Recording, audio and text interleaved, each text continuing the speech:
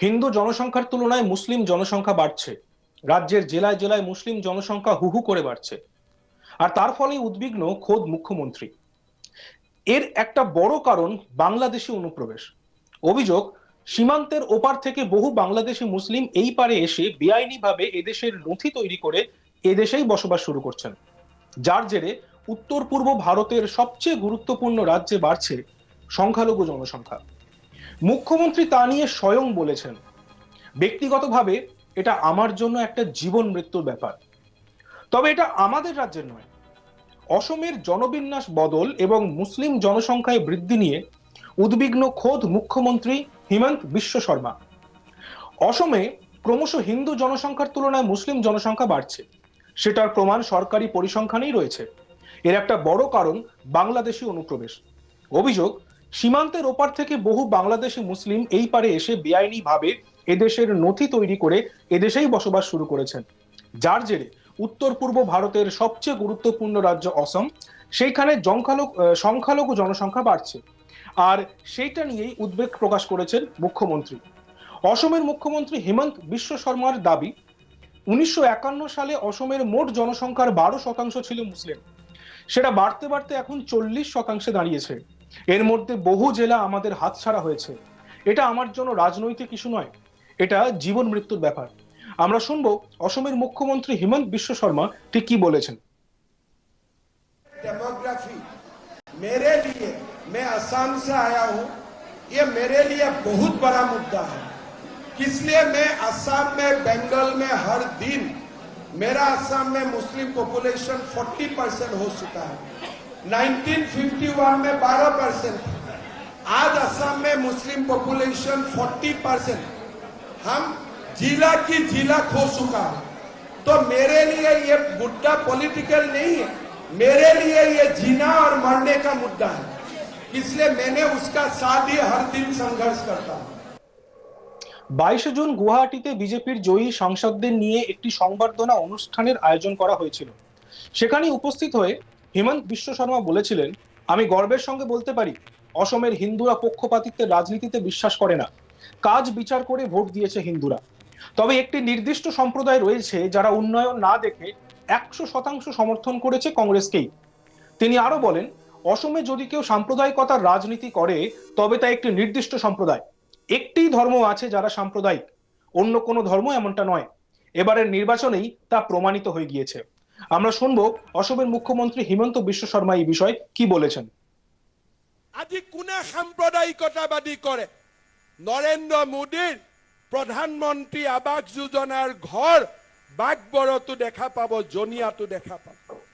যিজন মানুহে মোদীজীয়ে দিয়া ঘৰত বাস কৰে, যিজন মানুহে মোদীজীয়ে দিয়া ইলেক্ট্ৰিচিটিৰ সহায়ত বিজুলীৰ পোহৰ লয়, যিজন ব্যক্তিয়ে শৌচাগাৰত যায় মোদীজীয়ে দিয়া শৌচালয়, 10 তাৰিখে বেংকৰ একাউণ্টত যিজন ব্যক্তিৰ ঘৰত 1250 টকা জমা হয়, সেইজন ব্যক্তিয়েও ভোটৰ কেন্দ্ৰত সাহসেৰে গৈ কংগ্ৰেছ দলক ভোট দিছে, নৰেন্দ্ৰ মোদীক ভোট দিয়া নাই। সাম্প্ৰদায়িকতাবাদৰ ইমান চৰম নিদৰ্শন আগতে কতো কেতিয়াও প্ৰকাশ হোৱা নাছিল। আপোনালোকে চিন্তা কৰক, যিজন ব্যক্তিৰ পৰিয়ালে এটকা নিদিয়াকৈ চৰকাৰী চাকৰি পাইছে, যিজন ব্যক্তিৰ পৰিয়ালে মোদীজীয়ে দিয়া ঘৰ পাইছে, ইলেক্ট্ৰিচিটি পাইছে, ঘৰৰ সন্মুখৰ ৰাস্তা পকী হৈছে, স্কুল পকী হৈছে, সেইজন ব্যক্তিয়ে বস্তুৰ দামৰ কথা চিন্তা কৰা নাই। সেইজন ব্যক্তি আন একোৱেই চিন্তা কৰা নাই, এটাই চিন্তা কৰিছে, মোদী হাটাও।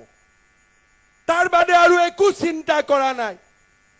কিন্তু হিন্দু সমাজ ধৰ্ম নিৰপেক্ষভাৱেই আমি চিন্তা কৰা নাই, মোদী বাঁচাও। কোনোবাই মোদীক ভোট দিছো, কোনোবাই মোদীক ভোট দিয়া নাই।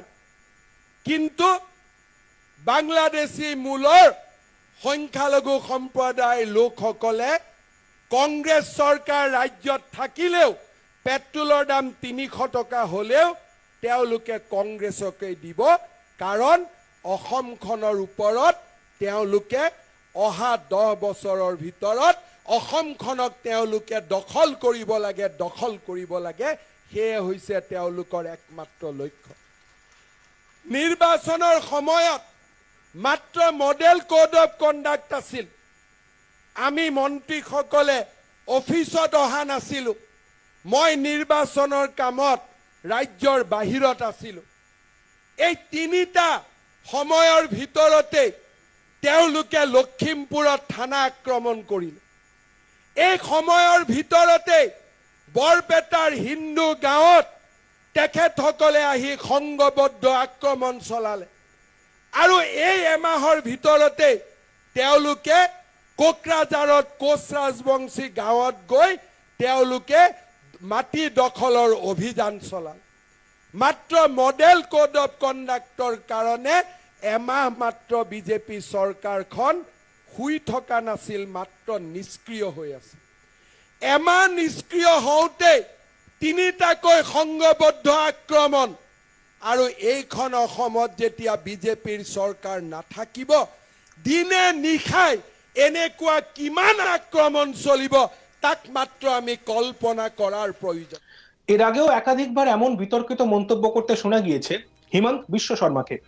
তাকে বলতে শোনা গিয়েছিল আমাদের দেশটাই হিন্দুদের দেশ, যদি থাকতেই হয় তাহলে হিন্দু হয়ে থাকতে হবে। এই দেশকে হিন্দুরাই তৈরি করেছে, ভারতে থাকতে হলে হিন্দু হয়েই থাকতে হবে। তার এই মন্তব্যে রীতিমতো শোরগোল পড়ে গিয়েছে। গত 10ই মে ব্যারাকপুর লোকসভা কেন্দ্রে বিজেপি প্রার্থী অর্জুন সিং এর প্রচারে এসেছিলেন অসমের মুখ্যমন্ত্রী হিমন্ত বিশ্ব শর্মা। সেখানেই তিনি বলেন আমাদের দেশটা হিন্দুদের দেশ, যদি থাকতেই হয় তাহলে হিন্দু হয়েই থাকতে হবে। এই দেশকে হিন্দুরাই তৈরি করেছে, এই দেশকে হিন্দুরা তৈরি করেছে, এবং যারা সংবিধান রচনা করেছিলেন তখন যদি তারা সেকুলার কান্ট্রি না করে হিন্দু দেশ তৈরি করতেন তাহলে আজ ভারতও হিন্দু রাষ্ট্রই হতো। আমরা সবাইকে নিয়ে চলতে চাই। আমি দিদিকে বলতে চাই হিন্দু হওয়া কোনো অপরাধ নয়, গৌরবে। অসমের মুখ্যমন্ত্রী হিমন্ত বিশ্ব শর্মার কথা আমরা শুনব। परिवारवाद का राजनीति किया। दिल्ली में राहुल बाबा और प्रियंका जो करते हैं, यहाँ में ममता दीदी और अभिषेक को ही कर लेते हैं। आप लोगों का आज राम मंदिर का उद्घाटन हो गया, कोई आप एक दिन भी नहीं सुनेगा कि ममता दीदी बोलेगा एक बार मैं राम मंदिर दर्शन के लिए जाऊंगा। कोई मन ही नहीं है, राम में भी मन नहीं है, किसी में मन नहीं है। खाली एक ही मन है, जैसे तैसे पावर में रहना और हमारा पश्चिम बंगाल का सर्वनाश करना। उनका দেখতে থাকুন আজ তক বাংলা, সাবস্ক্রাইব করতে ভুলবেন না।